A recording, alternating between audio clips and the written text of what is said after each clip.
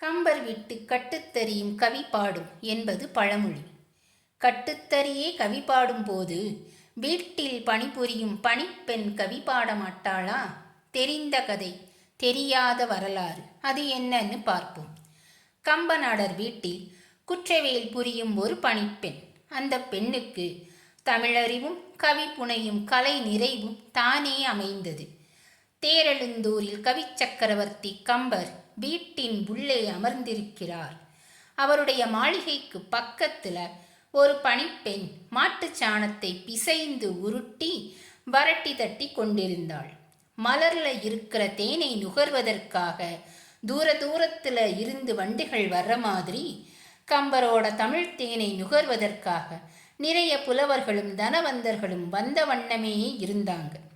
அப்ப ஒரு நாள் அம்பல சோமாசிங்கிற புறவர் மெல்ல வந்தார். அவர் புதியவர். கவி சக்கரவர்த்தி பார்க்கணுங்கிற ஆவல் அதிகம் அவருக்கு. கம்பர் எவ்வளவு பெரிய புலவர், அவரை எப்படி நாம போய் சந்திப்பதுங்கிற சின்ன அச்சம் மனசுக்குள்ள இருந்தாலும் மிகுந்த ஆவலோடு கம்பரை பார்க்க வர்றார். வந்த அந்த புலவர் வீட்டுக்கு வெளியே ஒரு பெண் பசுவோட சாணத்தை உருட்டி வரட்டி தட்டிக்கிட்டு இருந்ததை பார்த்தார். அந்த பெண்ணை பார்த்து, அம்மா, கல்வி கடலான கம்பர் வீடு எதுன்னு கேட்கிறார். ஐயா, இதோ இந்த வீடுதான் எங்கள் எஜமானுடையது, உள்ளே இருக்கின்றார், இப்போது பார்க்கலாம்.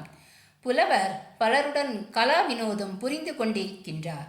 அவர் பரம தயாளமூர்த்தி, யாரும் பார்க்கலாம், அன்பாக பழகுவார், போய் பார்த்து கலை இன்பத்தை நுகருங்கள், வணக்கம் என்றார். புலவருக்கு அந்த பெண்ணின் வார்த்தைகள் மிகவும் மகிழ்ச்சியை தந்தது. கம்பர் வீடு எதுன்னு நாம் ஒரு கேள்வியைத்தான் கேட்டோம். இந்த பெண் 9 வண்ணமாக விடை கூறுகின்றாளே. ஆஹா, கம்பர் வீட்டு வேலைக்காரி கூட இவ்வளவு அழகாக பேசுகிறாளே. இந்த திறமை இவளுக்கு எப்படி வந்ததுன்னு ஒரே ஆச்சரியம். அம்மா, தாங்கள் கம்பரிடம் தமிழ் பயின்றிருக்கின்றீரா? ஐயா, எனக்கு தமிழ் பயில நேரம் ஏது? குறிப்பறிந்து குற்றவியல் செய்வதிலேயே நேரம் முழுவதும் கழிகின்றது. உங்களை பார்த்தால் புலவர் போல் தெரிகிறது. ஒரு வினா வினவுகிறேன், விடை கூறுங்கள்.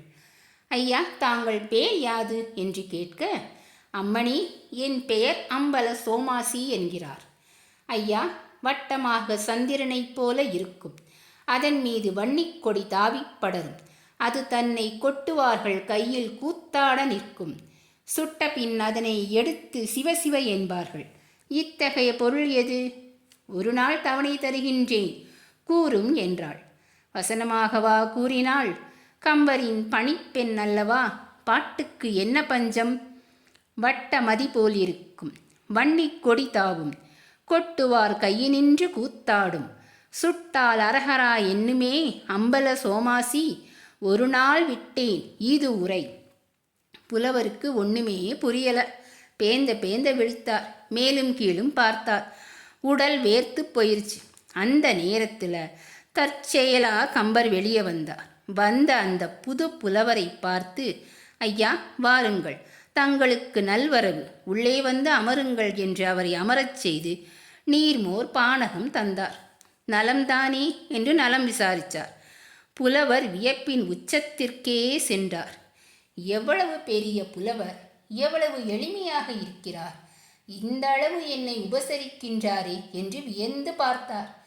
இருந்தாலும் அந்த வேலைக்கார பெண்ணோட கேள்விக்கு விடை தெரியாமல் மனசுக்குள்ள அதையே யோசிச்சுட்டு இருந்தார்.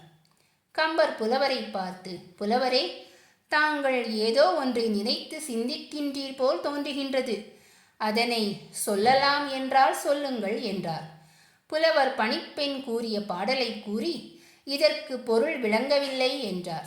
அதற்கு கம்பர், ஓ, அவள் ஒரு வேடிக்கைக்காரி, அவள் தன் வாய் வளத்தை உம்மிடம் காட்டிவிட்டாளா? அது வேறு ஒன்றுமில்லை.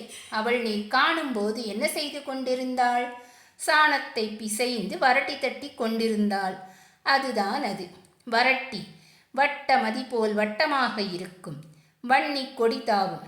வன்னி நெருப்பு, நெருப்பில் வேகும். தன்னை கொட்டுபவர் கையில் இருந்து கூத்தாடும். வரட்டியை சுட்டபின் திருநீர் ஆகும். அதனை எடுத்து ஹரஹர என்று நெற்றியில் அன்பர்கள் அணிந்து கொள்வார்கள் என்று எளிதாக கம்பர் கூறினார். இதை கேட்ட புலவர் வியந்து பணிப்பெண்ணின் பாடல் திறத்தை பாராட்டினார். அங்குள்ள அனைவருமே மகிழ்ந்து புன்முறுவல் பூத்தார்கள்.